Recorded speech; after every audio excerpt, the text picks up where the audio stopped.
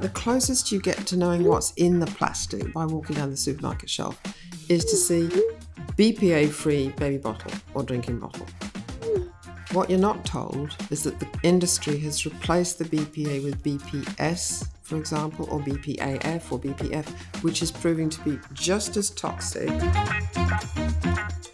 Today, we're answering a series of questions to give you more context on the dangers of plastic chemicals and human health. I'm Sarah Dunlop, and I'm joined by Kevin Thomas. Thanks for having me. Great to see you, Kevin. Okay, what's the difference between a chemical and a microplastic? Do you want to answer that one? I think I'll have a crack at that. Yep. Right. Well, the first thing you need to do is think about plastic as a whole, and you need to think of polymers, and those are repeating units of single pieces, monomers, which are all stitched together, which make things a bit like a piece of spaghetti. But those pieces of spaghetti are useless on their own. You've got to add the bolognese to make it tasty or useful or fun. And those are the chemicals. Now, the problem with the plastic material and the difference between them is the chemicals, that bolognese is not stuck to the sauce. It gets out, it gets on your shirt, it gets into us, right? Those are the chemicals leaching out.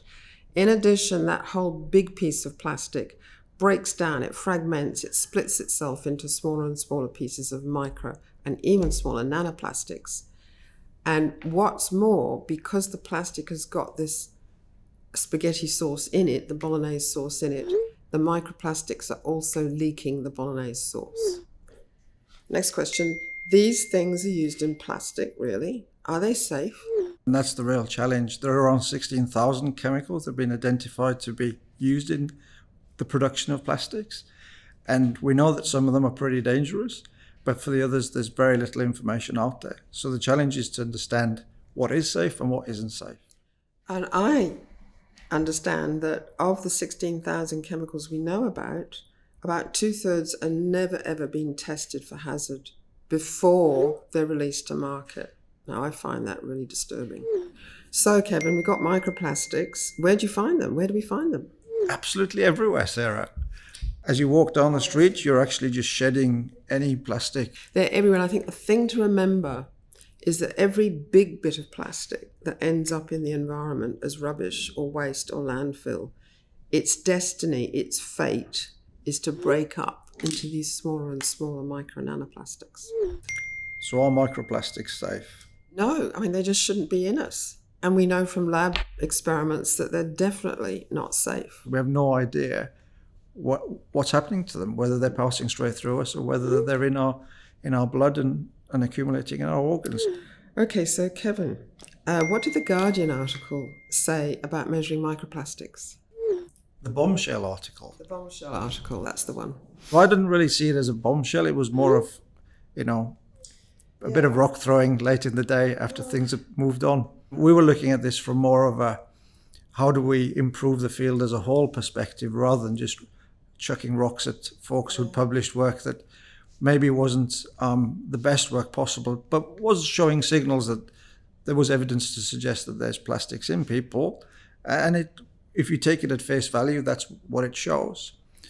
But it doesn't show that unequivocally, definitively, that there are plastics in people. And that's what we've been trying to do, is to work together with other colleagues globally to set up a framework that actually lets us define what the measurements need to be and work towards getting those measurements.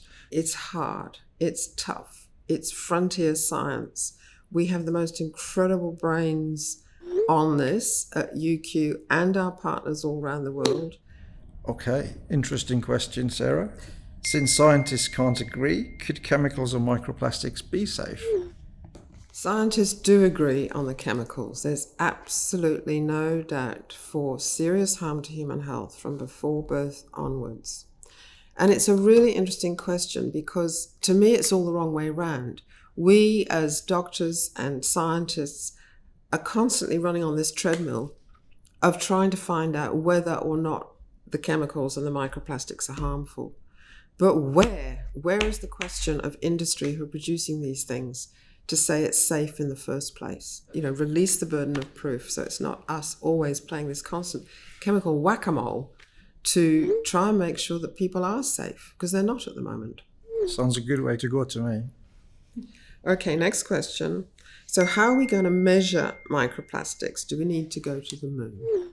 No, you just need to come to Brisbane, Queensland, where we have the submarine, a stainless steel facility that controls background contamination in the lab, because laboratories are one of the most contaminated areas for microplastic, with a HEPA air filter that filters the air, the entire volume of around every 3 minutes. Wow. And it has a positive pressure system that keeps the microplastics out of that environment. And we have another system within there, a cabinet that again adds another extra layer of cleanliness. Is there any way out of this mess? Oh, yes. I'm known as Dr. Death, Dr. Doom, or Dr. Buzzkill, because I'm always telling everyone about the harms. What we need is solutions.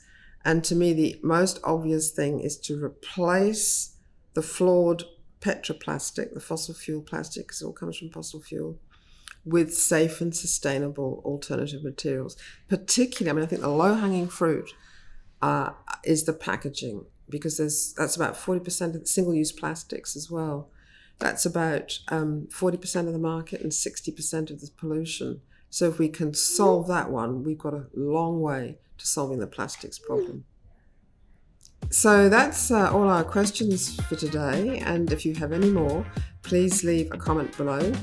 Otherwise, please like, thumbs up, and share this video, and subscribe for more, or watch another one of our videos, which I'm sure will be coming up shortly as even more fireworks eventuate as we go on this journey.